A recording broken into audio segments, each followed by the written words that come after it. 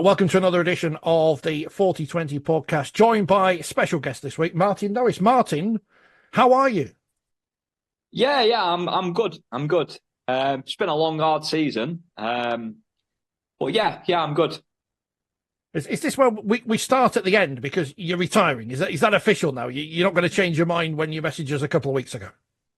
So this is, I guess this would be like breaking news from you guys in the kind of world of Wheelchair Rugby League. Obviously, a few of the the Hull lads know, the Wigan lads know, the two clubs that I've kind of played for and got a lot of friends in both clubs, so that both clubs know about it. My wife knows about it, and did question when I said, obviously, I was speaking to you guys. She was like, oh, "Is that definitely happening?" Then I was like, "Yep, definitely happening." So it's just time. It's just the right time. Unfortunately, I've had a bit of bad news with my disability, where it's kind of getting a little bit worse. I've got to have an operation and stuff over the next. Well, they gave me 6 to 12 months as a turnaround for that, and it's going to result in me needing to essentially have a tube sticking out my stomach. So, playing a contact sport, it's not worth the risk. So, you know what? I thought, rather than that needing to make me retire, because it's probably not going to work, I thought, you know what? I'll just take the decision myself. I've played for 20 years, so it's kind of time to hang up my wheels, I suppose. See, this is where I can't say you're not going to be like Sam Tompkins then and come back in 6 months' time. That's completely off the table now. Well, unless this operation doesn't happen, and they say, actually, your bladder's fixed now, you're all good. I can't see it happening. Things have got harder. I'm 38. When I started playing this sport when I was 18, I was the kind of, I guess, to give you a player that I guess I would be similar. I was probably a little bit of a hybrid between Rob and maybe Scraps. Sort of. So I've been used to, having a lot of speed and a lot of pace, and then you get old and a bit fat and stuff, and then you have to start chasing these kids around. It's not easy. In terms of, we'll come to how the game's changed over that 20 years and sort of where it is now and what we can look forward to. But in terms of coaching, I assume that obviously you made a huge difference when you moved over to Hull. Are you going to go in the first instance? Yeah, so, I'm kind of... Mike Swange is our head coach, and Mike's been brilliant since I moved over to Hull. To be honest, he is trying to do about 20 people's worth of jobs every home game, every season. He's trying to do all the stuff that you'd see behind the scenes. Where if we take a professional team, you'd have directors of rugby, you'd have all these different coaches, you'd have people doing the admin. And that's just Mike, at Hull Wheelchair. So, we do get a lot of support from the foundation and from Hull FC in general. But I've come in, obviously moved over from Wigan last season, and Mike's just said, look, we need you to kind of use that experience you've got over the last 20 years. So I've kind of been the unofficial head coach. I've taken a lot of the training sessions and, with Mike's input and what I've got planned now is I've got my level 2 booked in for January. So I can officially be, named as the head coach, I suppose, moving forward. And then just take one thing off of Mike's plate, and lets him kind of be that director of rugby and kind of look after all the logistics behind the scenes. And Mike's still playing anyway, so that's another string to his bow. And how did you think the season went? Because you were, one win off making the 4, as it turned out. It was a tough league this year because there were only 5 teams in it. But Hull performed creditably towards the end of the season. We did. So we had a tough season. We lost 2 players probably, I think it was match day 2. Unfortunately, Steve Sanford had to retire just due to his disability, and one of our non-disabled players had some family and some sort of personal stuff going on, so he wasn't available. But that was 2 of our starting 5 that were then gone. We'd spent 6 months of pre-season working on lineups and working on how we're going to play against this team and against this team. And then that was kind of all out the window, and we've had to just kind of muck in together and move forward. We go to, game week 3, we were 24 points up against Halifax and drew. We were, 18 points up against London and lost by 2 points. We were beating Leeds by 10 points with 10 minutes to go and lost. So we've got the foundations. It's been, in the time I've been there, we've beaten Wigan, we've beaten London, we've beaten Halifax for the first time. Yes, Leeds are a little bit of a, they're a bit of a stretch, but we've got as close to them as we ever have this season. So it's mainly finishing games off. That's the main issue, and we kind of fall apart in the last 10 minutes, and that is 100% down to fitness. So, as you know, the other clubs in Super League are blessed with lots of England internationals who train every day, pretty much. They, are hammering the gym. They're, athletes, yeah. And I'm not taking anything away from any of our lads, but apart from Tristan, who's broke into the England performance unit this season, everyone else is, go to the gym a couple of times a week, go to training once, maybe twice a week, and that's it. And you're competing against lads that are doing this all day, every day. And that's the difference. That last 10 minutes is the difference. So we know what we need to work on for going into this season, and that is solely down to fitness. Our pre-season wasn't the best as well, and that was because when I come in, we've basically revamped our defensive structure, we've revamped our attacking structure, so we've had to spend the pre-season fine-tuning these details rather than me getting the lads out there and just going, right, you're pushing for 2 hours, to get them fit. And we built that fitness over the course of the season. So it's just really pre-season this year. We've got all that now, all that fundamental stuff, and the way in which we play and way in which we defend as a unit and way in which we attack in numbers, moving the ball and, let the ball do the work, all those things. We now have got all of that. That's retained kind of knowledge. So when we go back into pre-season, probably from January onwards, it's going to be get them as fit as possible. So when we get into that season next year, we'll look into. The aim is to try and make the playoffs next year. Now the league is expanding. Is that a positive for Hull? The fact that you will have games against clubs who are weaker than those you've been playing this season, that you'll be able to get some more time on the pitch to put those processes in action. It's nice winning a game, isn't it? But you don't learn much. I would rather personally, I'd rather us play Leeds every week and lose, and eventually we're going to win, than go and play a team that we could potentially put 60, 80 points on, because and I understand that the league's got to expand. It does have to expand. It will be nice for us to kind of maybe sit in that gap between, the big 4, let's say, and then the others. We'd like to say that, no disrespect to any of those teams that are coming up, but on the flip side of that, one of them might be Catalan Dragons. So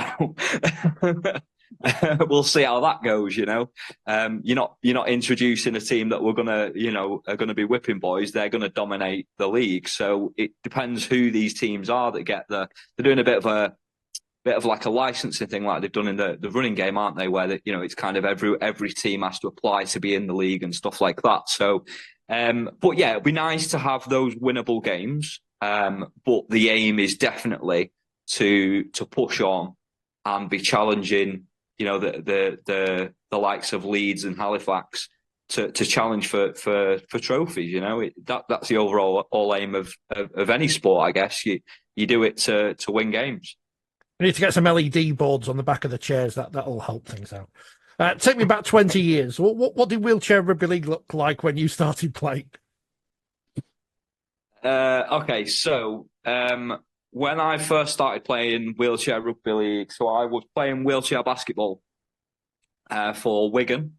And that was what every disabled person who had was into sport did, wheelchair basketball, because that was it, really. So I did wheelchair basketball. I was awful at it. I kept getting, penalised for being too aggressive and stuff like that. And we played a game over in Cleckheaton against, what were they called? Cardinals, essentially Halifax Wheelchair Rugby League, but a basketball team, yeah? And they were messing around with the rugby ball at half time.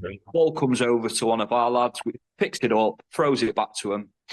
And Malcolm Keelty, who was one of the coaches of the basketball team, said, actually, we're going to France in a week's time.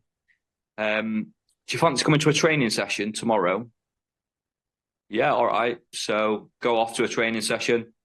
And then he said, oh, yeah, you're in the squad. We're going over to France. So a week later, national anthem's playing. It was Great Britain, I think, then, that we were badged under. And, the Lions sort of element to it. And then, yeah, that was it. That was how I got into it. There was, we went over to France. Majority of us had only done one training session, and we were very much a case of, I'll take your tag off and then I'll hand it back to you. Kind of, that was the level we were at, in terms of the speed of the game. It was awful. But, we quickly learned that you needed to play the ball quickly. You needed to, adapt and stuff like that. And from there, it took off. We come back from there, and then Wigan and Halifax both started a Wheelchair Rugby League team. And that was it for a good few years until 2008, when we went over to Australia for the World Cup. Came back from Australia, and then, a few more teams started coming in. And then, as you know, over since probably 2014, 15, you guys, I've seen you around and stuff, and you kind of know the history from there. So, yeah, it's very quick recap of 20 years ago, but there you go. I think you're playing down your talent there. You wouldn't have been invited to a GB training session from one pass if you weren't innately talented in the sport. We're at the point now where a lot of the leading clubs, be that Wigan, Leeds, I think hold themselves with their centre of excellence. We were at the university for the grand final a couple of weeks ago. They're all operating under this one club mentality. So it's not just the men's first team anymore. Are you feeling that that's happening at Hull, and that now is embracing Wheelchair Rugby League? Yeah, absolutely. They've been absolutely fantastic. We're playing in a facility that it's kind of touching towards that world class facility. It's a massive sports hall. We've got an area where we can keep all our chairs, all our equipment. We have support from the social media teams and stuff like that over at Hull. Mike's part of the foundation at Hull, so he runs the wheelchair, the PDRL, LDRL. He's involved in the women's and stuff like that. So it is one club. And if I take you back 20 years, we had nothing like that. It was Wigan and District Wheelchair Rugby League Club, and it was just a amateur sports club that we put together. We were the kind of the chairman, the secretary, everything, and we just had to apply for funding from different places, to try and get get the chairs and try and get things off the ground. Whereas if we look at it now, at the back of the World Cup, there was thousands and thousands of pounds being invested. The RFL's been fantastic in getting the equipment so that we can get into schools, we can get into the local communities, and we can get these things off the ground. Obviously we've got a club now over in East Hull as well. So it'll be interesting to get the derbies going once they're up and running a little bit more. They've got their club a little bit more. What's the word? Established. Yeah, established. Yeah. I noticed you couldn't bring yourself, even though you haven't been there that long, to actually mention Hull Kingston Rovers. You mentioned East Hull, so you well into the system. I mean, we're on the verge of an international this weekend. It's already sold out at Robin Park, which again would have been unthinkable when you first started. It's on the BBC, again would have been unthinkable when you started. It's on the back, as you mentioned, of winning a World Cup in front of 4,500 people and 1.5 million TV viewers. Could you have envisioned any of this happening, even maybe 5 years ago? No, not at all. I mean, when we won the World Cup in Australia, I think there was more people in the French squad watching the game than actual fans watching the game.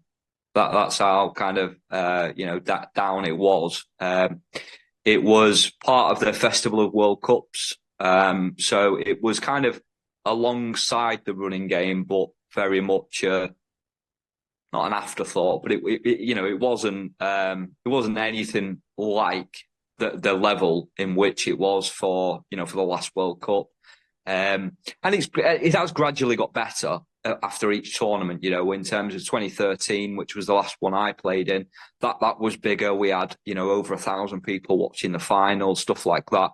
But it wasn't televised, and where it is now, having games on the BBC and having games on TV regularly, that's where it needs to go. And I mean, for me, more games need to be televised. I'm not the man to arrange that.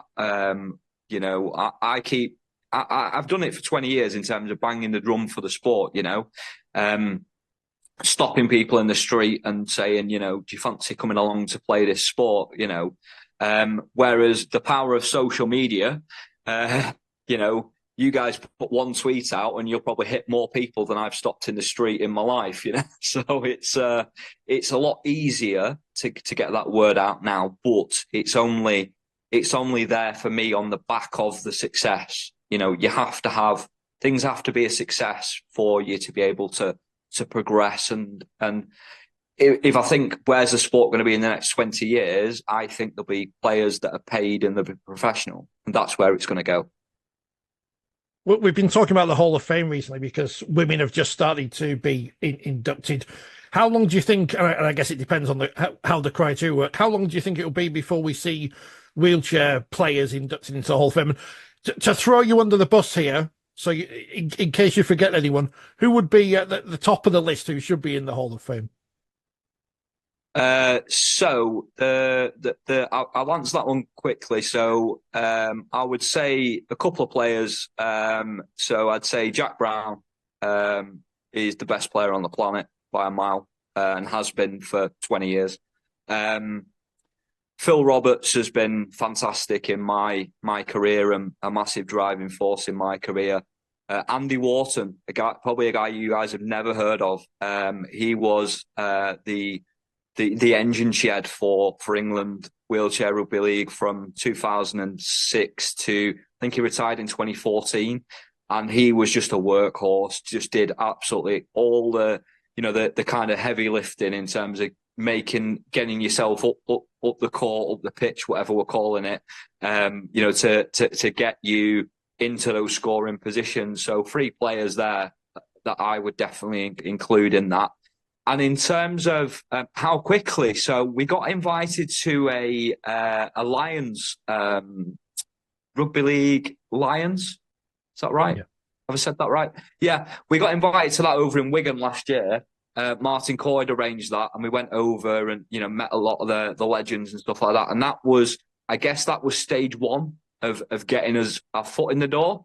And now the foot's in the door, kind of we probably won't go away. We're a bit like that. So I would say probably in the next couple of years they'll be able to work the magic to get people that recognition, I suppose. Because now teams have been inducted. We had the 1996 Great Britain Women's World Cup winners, the 2008 World Cup that you were part of. Obviously, that's a team that could be in the future in the Hall of Fame.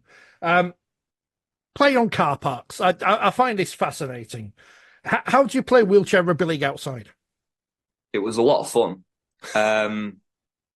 So how did that come about? So my understanding is that the venue fell through. That's very rugby league. Very rugby league. We had an indoor venue and that fell through. Now, bear in mind that this was before the kind of RFL I guess fully came on board.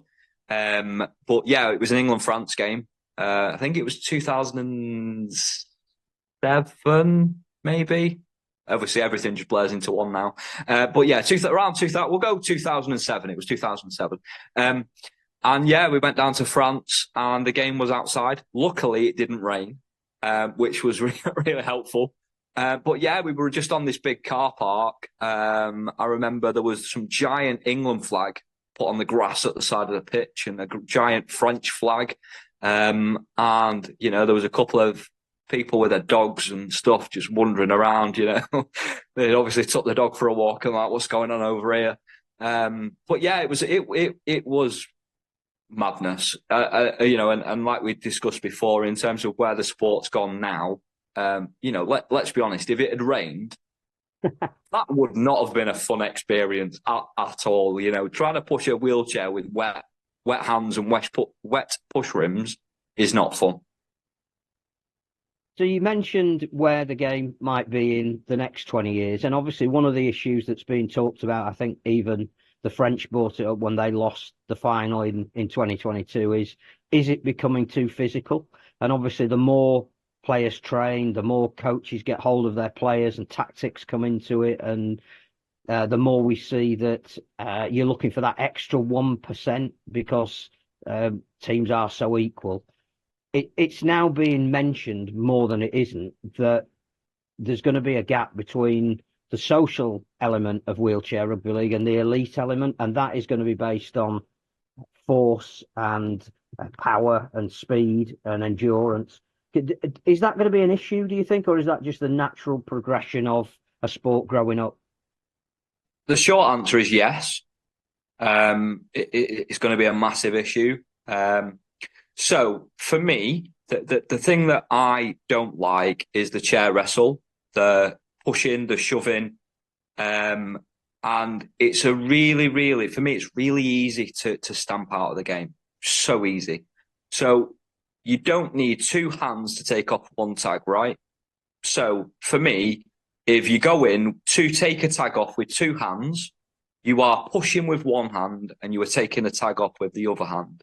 It's really straightforward thing for the referee to spot. And for me, if they started to penalise going in with two hands to take a tag, that would stop the pushing because you can't really push somebody with one hand. Yeah. So it's a really straightforward thing. What I also, the biggest reason that I don't like it is because if you think about the running game, yeah, you see a huge hit, don't you? Probably twice a game. Yeah. In wheelchair rugby league, you see a huge hit in every single tackle, in every single set. And that one or two beautifully timed massive hits just fall under that's just part of the game. They don't get the recognition that they deserve because people are falling out the chairs in every tackle in every set. And that's the bit that I miss. Where it's always been a physical game. And I used to love timing that shot perfectly, and you just catch somebody on their blind side as they're catching the ball. And, the physical element of the game is why we all play it. Yeah. But it has to just be a bit more controlled. And it used to be a game of evasion. And the idea is that the contact was just a consequence of the sport, whereas the contact now is more being kind of it's being coached. It is being coached into the game. It's not something that personally I coach whatsoever at Hull. I would much rather us play the game and it look nice, you know. For me, it's about it looking pretty as much as it is. Do you want to see a game where people are just being dragged out of the chairs left, right, and centre? Is that what you want to see as a fan? I don't think it is. So if you brought that rule in tomorrow, that'd be the end of Catalan Dragons. That's one thing. I think I'm joking. The other thing that I think is probably as interesting is we didn't appreciate until we watched it just how fit you guys have got to be, because this has to be this. You know, that when we watch Australian Rugby League and they're going, "Oh, the ball's been in play for the last 5 minutes, and this will be taking the steam out of everybody." You're going like, your game never stops. You know, nobody comes on as a trainer. There's no kicking for touch to slow the game down. This is a full 80 minutes of action. And again, do we make enough of that? Because you guys are phenomenal athletes. I think for me, it's just something that I've always done. You know, I think you don't realise that you kind of don't. You don't kind of appreciate that it just is what it is. You know, we do it just because we love the sport. You know, and I think the biggest thing for me is like the fitness levels. It does matter. So we have a couple of tactics at Hull where we try and slow the game down. You know, we try and control that pace of the game. And I think for me, that is probably where Wheelchair Rugby League needs to improve. Because if you think about it from a perspective of you can't play 80 minutes at 100 mile an hour and it be consistent. If you watch the grand final back, Halifax fell apart in the second half because they made errors because they were tired, right? But they played the same way for 80 minutes. For me, it's about trying to control the ruck speed, trying to slow the game down and kind of make sure that in that last 10, 15 minutes, you've got it in you where you can go hell for leather for that last 10, 15 minutes. So I think that's probably a part where Leeds controlled the game much better. And if you watch the game back, Leeds had a kicking game. They had, they were quite slow in their attack in the first half, but how much of that was conserving energy for when they knew Halifax would be beat by themselves because they were getting a little bit tired. So that's my take on it. Is that what we can expect from Hull next season then? Not copying Leeds, that's not what I don't want to say that, but in terms of the way they set things up, that's the best way to play in the modern way. That's what we've tried to do this season. You know, we've just not got it right, and we've run out of that gas in that last 10 minutes. You know, well, that's been the aim, and that's been kind of what we've tried to implement. You know, and that's where for me, clubs now need to start looking at. We can't just play Wheelchair Rugby League the same way for 80 minutes because it's not sustainable at that level. Everybody gets tired, right? And we talked before, you mentioned before about 1%ers, right? So if you're trying to play at 100 mile an hour for 80 minutes, how quickly are you going to start losing that 1%? It's going to be 10, 15 minutes into the game before you get to that last 20 minutes. How many of those 1%ers have you lost? And you're now running at 60%. If your opponents have controlled their speed, they've controlled their aggression throughout that game, that's where Leeds have come back every game this season. I think James Child called it the final 6 inches. He keeps saying that. Every time he says that, I want to say something rude, but I try to stop myself. You were part of the BBC coverage during the World Cup. How much did you enjoy that experience? And as that World Cup went on, did you get the idea that this was actually catching the imagination of people outside of rugby league? Yeah, well, I mean, it was fantastic. You know, obviously I was gutted I didn't get in the squad. You know, I was in the squad up to a month before, and I was essentially the 11th man, in terms of didn't quite make the cut. But then England quite quickly got in touch with me and said, well, actually, you haven't made the squad, but would you be up for doing a bit of punditry with the BBC? And to be honest, I found it quite easy, because and people always say to me, "Oh, were you nervous?" I'm like, "Oh yeah, obviously," but you're talking about something that you're really passionate about, and you know the ins and outs of. So it was, I'd turn up to rehearsals and they'd be saying, "Oh, we're going to talk about this, this, this, and this." I'll be like, "Right, so talk about rugby, okay, yeah, no problem." And that was it, and it was fantastic, actually being a part of it. And I did feel a part of it. England did make sure that, I felt that. I was in the changing rooms pretty much after every game and, socialising with the lads and stuff like that. But yeah, it was obvious from a very, very early doors that the game had captured the imagination of the general public. And, we were able to attract people who've never even watched rugby league, And I think that we attract people who've never watched rugby league because the games, I guess, it's like basketball, isn't it, or tennis or something? It's all action. It's kind of backwards and forwards. There isn't a lot of the arm wrestle and the field position and stuff like that we see in rugby league, where you're waiting for those exciting moments to happen. It's just constant exciting moments. So I think that's where the sport has got that ability to be able to attract an audience that isn't, you don't have to watch rugby league to be able to understand it quite quickly, and also, follow it and get along with it, I suppose. Time is going to beat us unless Phil's got something else to ask. I was merely going to, we talked about domestic expansion. You could be playing Edinburgh, you could be playing North Wales. So obviously there could be a GB footprint in the domestic game. But we've heard obviously that Australia are playing New Zealand in their first Test series. There's Eastern European interest in Wheelchair Rugby League. How exciting is it going to be for you to sit back and watch the game become a global spectacle?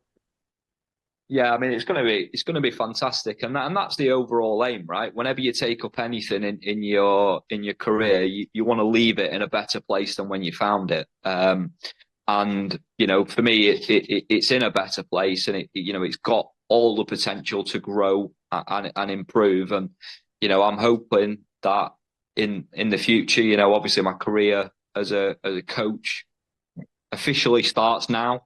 So it would be nice in the future maybe to be involved in one of those international setups, and see and be a part of that growth and it continuing to grow around the world. So yeah.